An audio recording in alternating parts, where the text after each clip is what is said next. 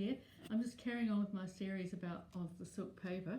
This was the piece that I made last video, which is all nicely dried and so on. And I'm just going to do a bit of decorating on it today, and perhaps sew on it later. So I put a stencil down. Obviously, when you want to find a particular stencil, it's nigh impossible to do so.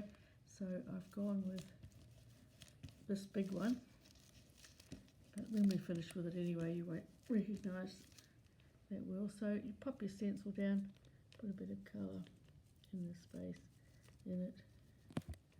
Now I could use a sponge, it might have been more convenient, but I'm using this stencil, so it's a big leaf. And I'm using the metallic olive green, the Jaggard paint. This is one of the, always been the most popular of any paints that we've ever sold. So that's the leaf there. I'll be a little bit tricky here and see if I can't get a second one. Just being careful not to put too much on so that it oozes out. That's why sometimes I just use a bit of foam if I can find it. So I'll just go here at the bottom there. And so there's the leaf again. And then I've got another Jaggard paint. This is Sunset Gold, and I think we'll just put a put a flower in the middle, or perhaps we could put a great big flower over there, or what do we think? This is quite a large one, but so we'll do a little one. And just popping your paint on the wooden printing block. They're beautiful for printing with. I'm going to put a few flowers just in there and here and there.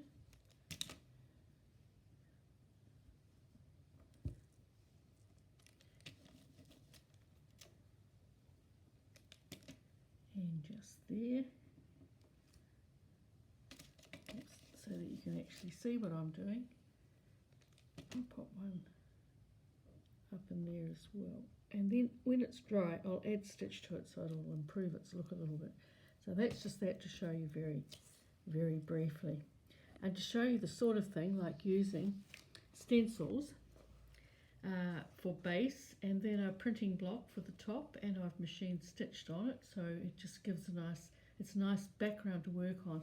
Silk paper is lovely to stitch onto.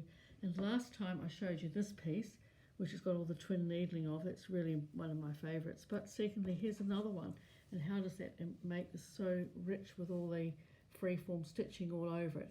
And I've used twin needle all over, so which is what I like to do.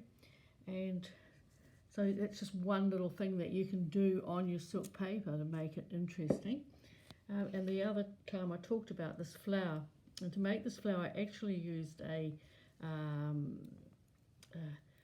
die to cut these out. But you could cut yourself a shape, cut them out, and then I have buttonholed around the edge. Quite time-consuming. Make the 3 flowers, and I use the Caron stick that I have talked about before, just to make the little stamens in the middle with machine embroidery thread, so it's quite fine. So there, I hope you found that little bit quite interesting. Next time I'm going to show you what you can do with a hanky. Now this is a silk hanky, and when it's made, they stretch the fibres out so that the silk out onto a former, but you can see it's layers and layers of silk fibres. And you can do all sorts of things with these. They're rather gorgeous. They make great bases for making silk paper, and that's what I'm going to show you next time. But also you can pull the fibres out and spin them, or pull them out and knit with them, and you'll end up with a beautiful piece of beautiful long line of silk. But you can see there's layers and layers, so you can pull out what you want. There's another one coming, very fiddly but so strong, and I use them in lots of different ways, and that's what I'm going to show you next time.